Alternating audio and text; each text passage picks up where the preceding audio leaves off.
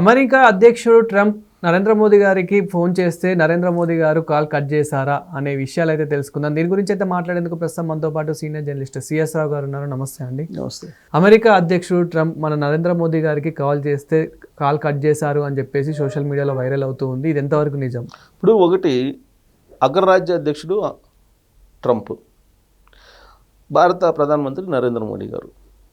ఇప్పుడు అంతర్జాతీయ మీడియాలో, ఇదేదో సోషల్ మీడియాలో వస్తున్నటువంటి న్యూస్ కాదు, అంతర్జాతీయ మీడియాలో వస్తున్నటువంటి న్యూస్. 4 times అమెరికా అధ్యక్షుడు ట్రంప్ నరేంద్ర మోడీ గారితో మాట్లాడటానికి ప్రయత్నం చేస్తే ఆయన అవైలబుల్ లేరు అనేటువంటి సమాధానం లభించింది ట్రంప్కి అనేటువంటిది వినిపిస్తుంది. ఇది ఎవరు చెప్పారు? జర్మన్ పత్రిక సంబంధించి ఫ్రాంక్ఫర్టర్ ఆల్గమైన్ జెటంగ్ రిపోర్టర్ అతను ఇచ్చినటువంటి రిపోర్ట్, అది జర్మనీలో ఇచ్చినటువంటి న్యూస్. సో వాళ్ళు జనరల్గా ఇన్ఫర్మేషన్ లేకుండా జర్మనీ పత్రికల్లో రాయాల్సినంత అవసరం లేదు కదా. ఇప్పుడు ఒకవేళ అమెరికా పత్రిక రాస్తే అమెరికా ఒకవేళ ట్రంప్ మెహర్బానీ కోసం రాసుకున్నారు అనుకోవచ్చు, లేదు భారతదేశం పత్రికలు రాస్తే మోడీ గారు మెహర్బానీ కోసం రాశారనుకోవచ్చు. బట్ జర్మనీ పత్రిక రాసిందనంటే, జర్మనీ పత్రికలో ఒక ప్రముఖ జర్నలిస్ట్ రాశాడనంటే అతనికి ఇన్ఫర్మేషన్ లేకుండా అయితే రాయరుగా. ట్రంప్ ఫోన్ చేస్తే 4 times స్కిప్ చేసేశారు నరేంద్ర మోడీ గారు అనేది అతను రిపోర్ట్ చేసినటువంటి న్యూస్. మరి ఇలాంటి పరిస్థితి ఎందుకు వచ్చింది అని అంటే, ట్రంప్ జనరల్గా మొండివాడు అనేది పేరుంది. మొండివాడని కాదు, ఆ తెక్కులోడను రకరకాలుగా అంటూ ఉంటారు ఆయన గురించి. అక్కడ ఉండేటువంటి అమెరికా పబ్లిక్కే ఆయన మీద తిరగబడుతున్నారు, ఆయన అమలు చేస్తున్న విధానాల మీద.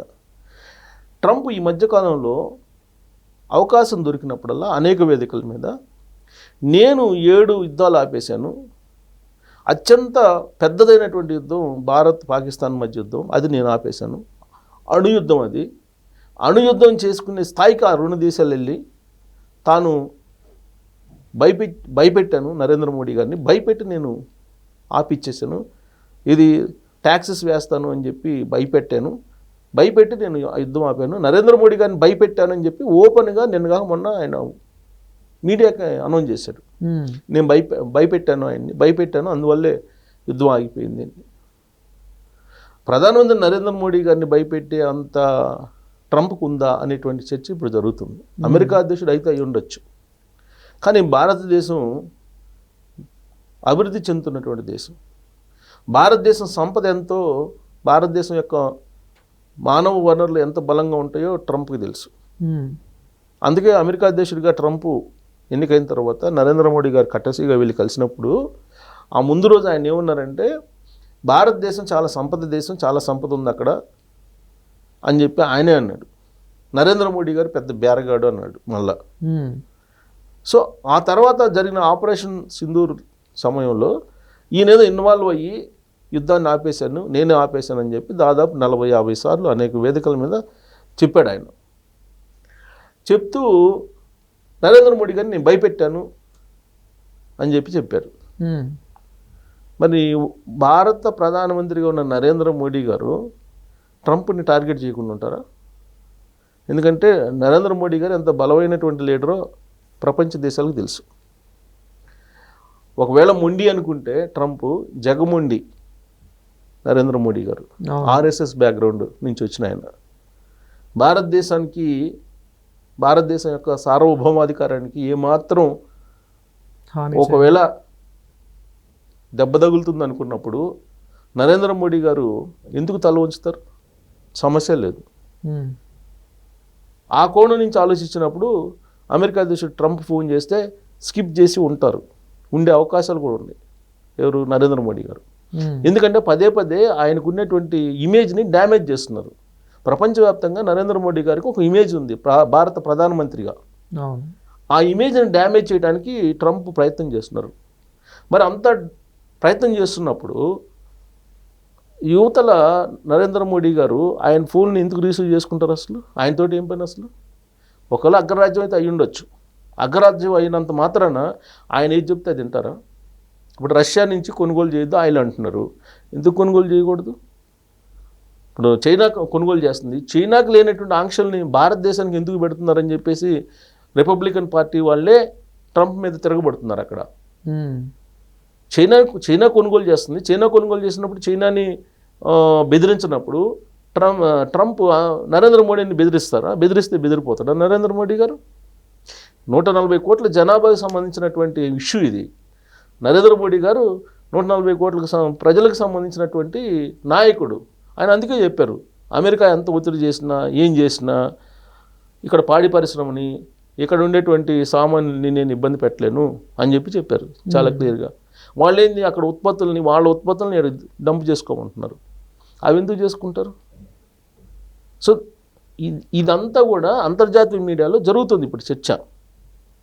నరేంద్ర మోడీ గారు ట్రంప్ని నిజంగానే లైట్గా తీసుకున్నారు. ఎందుకు లైట్గా తీసుకున్నారంటే ఇన్ని రోజుల పాటు ఆపరేషన్ సింధూర్ అయిపోయిన తర్వాత మాట్లాడుతూ ఉన్నారు, నేను ఆపానని చెప్పి. కానీ ఏ ఒక్కరోజు కూడా ట్రంప్ గురించి మాట్లాడలే. కానీ ఒకటి క్లియర్గా చెప్పారు, పార్లమెంటు వేదికగా చాలా క్లియర్గా ఏం చెప్పారు, ఇది పాకిస్తాన్ భారతదేశానికి సంబంధించినటువంటి 2 దేశాలకు సంబంధించినటువంటి డిఫెన్స్ డైరెక్టర్స్ మాట్లాడుకున్నారు.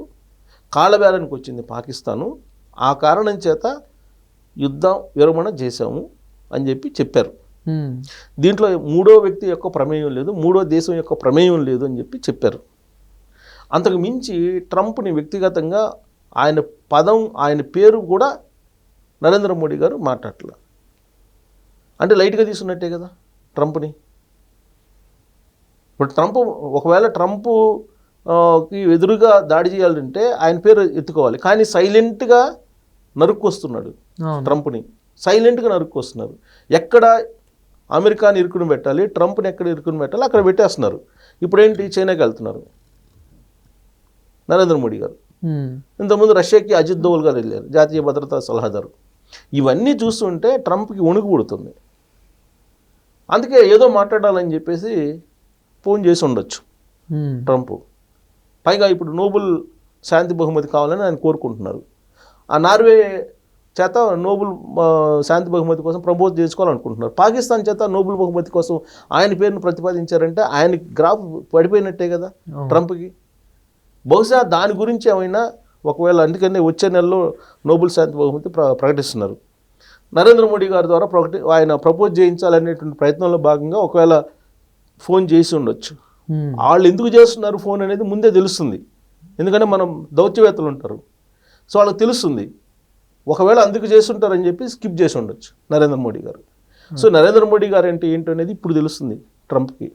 ఆయన ఏదో అనుకున్నారు, ఇప్పుడు సినిమా చూపిస్తున్నారు ట్రంప్కి నరేంద్ర మోడీ గారు. Thank you sir.